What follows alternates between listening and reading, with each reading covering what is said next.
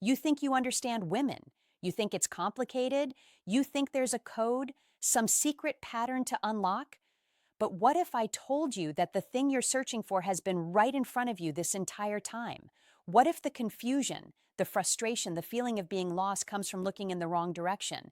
Before we go any further, hit that subscribe button right now, because what I'm about to share will challenge everything you believe about attraction, about masculinity, about who you need to become. Let's start here. The essential truth isn't about women, it's about you. That's where most men get it wrong. They study female psychology, they read books on attraction, they memorize lines and techniques, they look outward for answers to a problem that lives inside them. And that approach is exactly why they stay stuck. Because women don't respond to methods, they don't respond to tricks, they respond to something much deeper.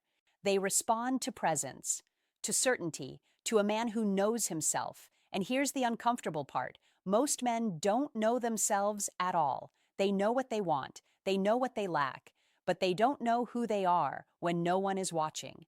They don't know their own center. And women feel that immediately, not consciously always, but on an instinctive level.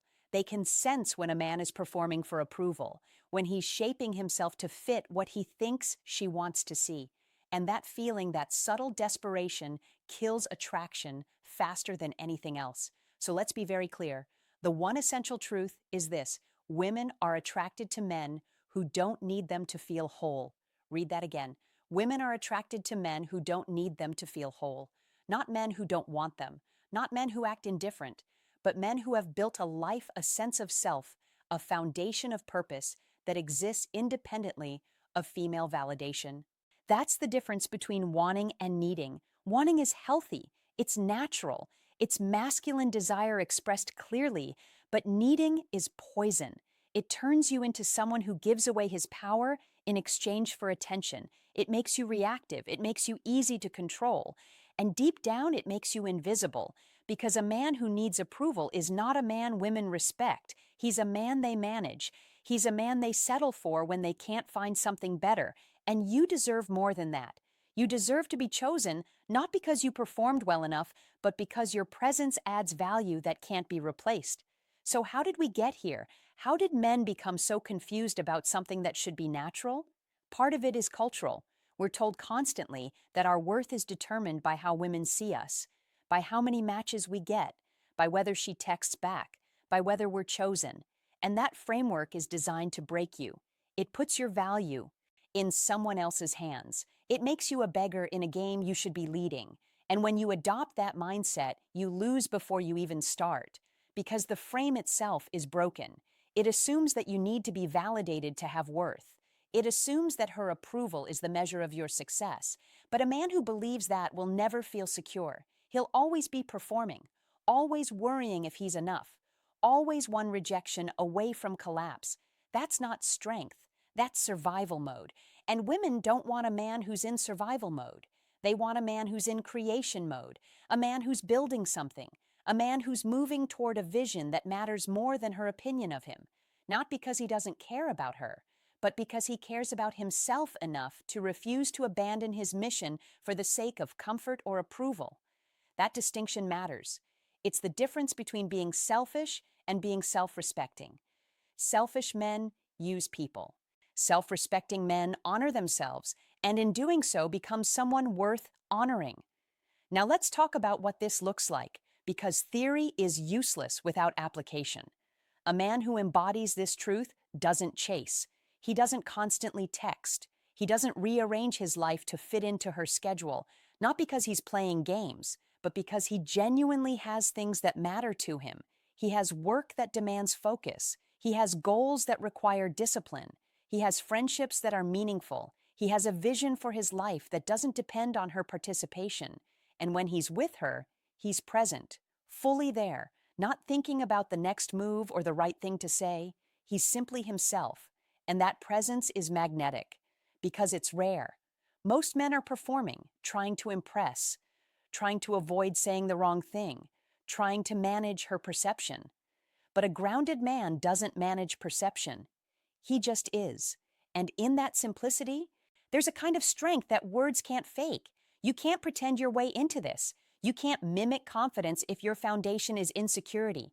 Women see through that instantly. They've been dealing with pretenders their entire lives. What they're looking for is the real thing. A man who doesn't flinch when tested. A man who doesn't collapse when she pulls back. A man who remains steady even when things get uncomfortable. Because comfort is not the goal. Growth is, connection is, truth is, and truth requires you to be willing to lose her approval if it means keeping your self-respect. That's the test most men fail. They're so afraid of losing her that they lose themselves instead. They agree when they disagree. They hide their opinions. They soften their edges. And in doing so, they become less attractive, not more. Because women don't want a man who molds himself to fit. They want a man who stands firm and invites them to rise to meet him.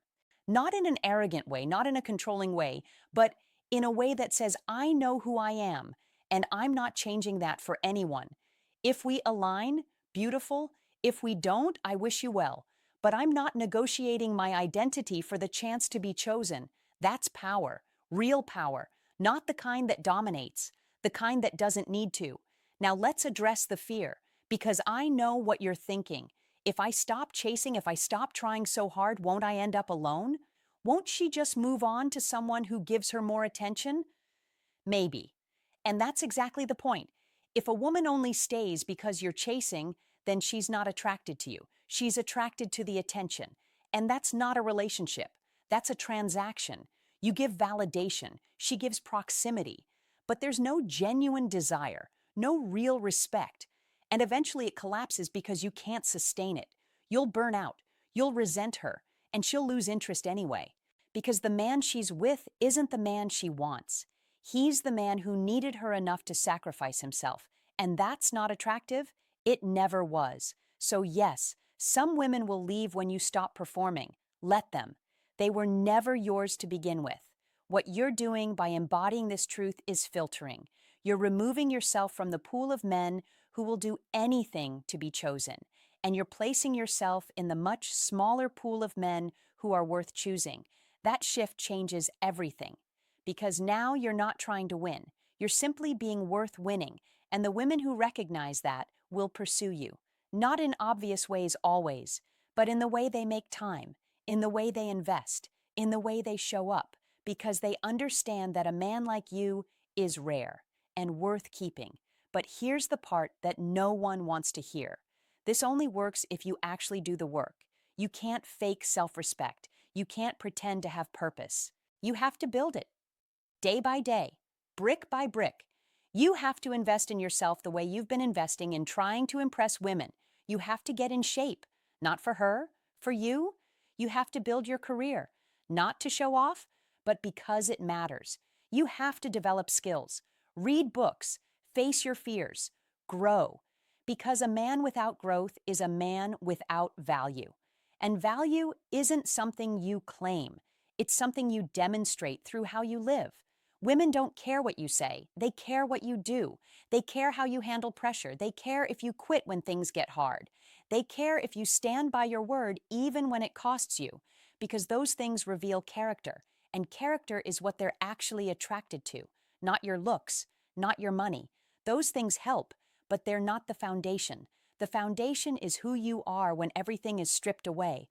Are you still standing? Are you still moving forward? Are you still a man or just a boy looking for someone to fix him? That's the question. And the answer determines everything. So let's go deeper. Let's talk about neediness, because this is where most men lose.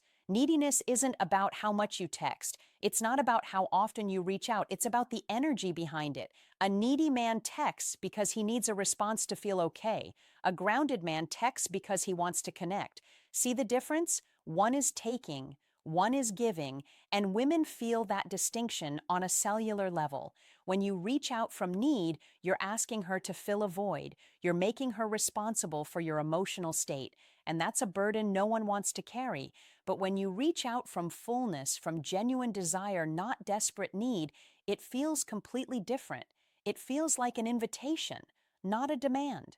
And invitations are attractive. Demands are repulsive. So the work you have to do is internal. You have to fill your own voids. You have to find your own peace. You have to become the kind of man who doesn't need external validation to feel valuable.